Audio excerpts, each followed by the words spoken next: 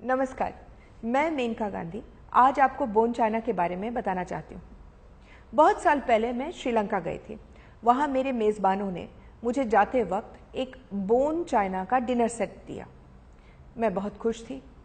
उस dinner set के नीचे बोन चाइना ज़रूर लिखा था, लेकिन दूसरों की तरह मैंने ये सोचा कि बोन चाइना का मतलब ये है कि जो पोर्सलेन जिससे प्लेट बने थे वो पतले भी हैं और बहुत कीमती भी हैं। इसका मतलब है कि बोन चाइना के हैं। बहुत साल बाद मुझे पता चला कि बोन चाइना का मतलब वही है जो लिखा है, बोन यानी कि हड्डी से बना हुआ।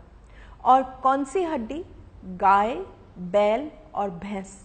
अब वो डिनर सेट किसी ट्रंक में बंद है, क्योंकि शर्म के मारे मैं किसी को दे भी नहीं सकती हूँ। बोन चाइना एक खास पोर्सलेन है जो हड्डियों से बनता है, जो सफ़ेद है और जो अर्ध पारदर्शी है। इसको पहली दफ़ा इंग्लैंड में बनाया गया था। क्यों बनाया गया था? चीनी मिट्टी सबसे पहले चाइना ने बनाया, इसीलिए तो उसे चीनी मिट्टी कहते हैं। इंग्लैंड में बहुत लोग चीनी मिट्टी को पसंद करते थे प्लेट बनाने में, तो वहाँ के जो बड़े बड़े कंपनीज थे वो चाइना से ये चीनी मिट्टी लाते थे।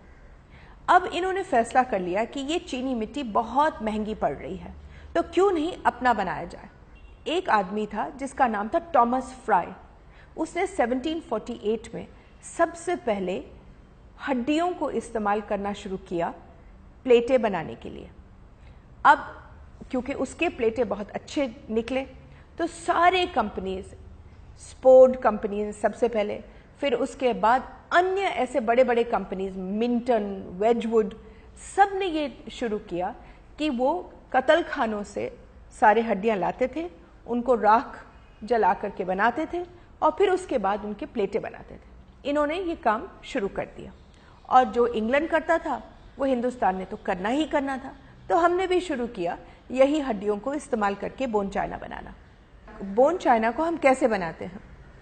सबसे पहले कत्ल खाने से हड्डियां लाई जाती हैं, फिर उनसे मांस उतारा जाता है, उसके बाद उनसे गोंद निकाला जाता है जो गोंद के लिए इस्तेमाल किया जाता है।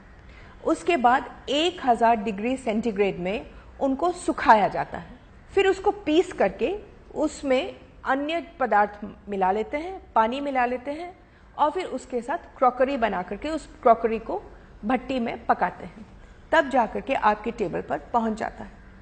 इस देश में बहुत सारे क्रॉकरी के ऊपर बोन चाइना नहीं लिखा जाता है, क्योंकि वो सोचते हैं कि शायद शाकाहारी इस पर खाएंगे नहीं। मैं आपको एक तरीका बताती हूँ जिससे आपको पता चल जाए कि ये बोन चाइना है कि नहीं। आप प्लेट को उठाइए, लाइट की तरफ रखिए और उसके पीछे अपनी उंगलियां रखें। अगर आपको वो उंगलियां दिखाई दें साफ साफ, तो ये बोन चाइना है। बोन चाइना की ये खासियत है कि जितनी ज़्यादा हड्डियों की मात्रा है उतने ही महंगी बोन चाइना होगी।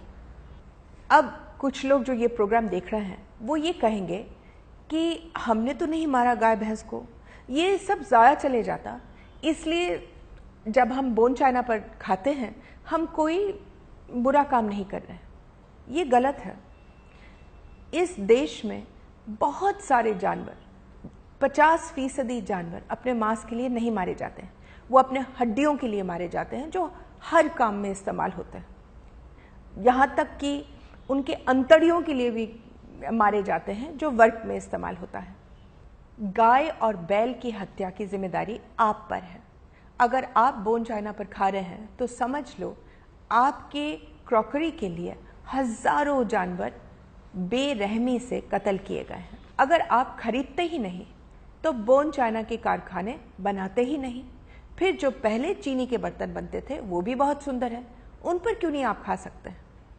अगर मैं आपसे ये कहूँ कि आप गाय की हड्डी पर खाना खा लें या चमड़े पर खाना खा लें, तो आप कहेंगे छी छी छी छी छी, मगर आप वही तो खा रहे हैं, गाय की हड्डी पर, चमड़े पर, कत्ल किए हुए जानवर।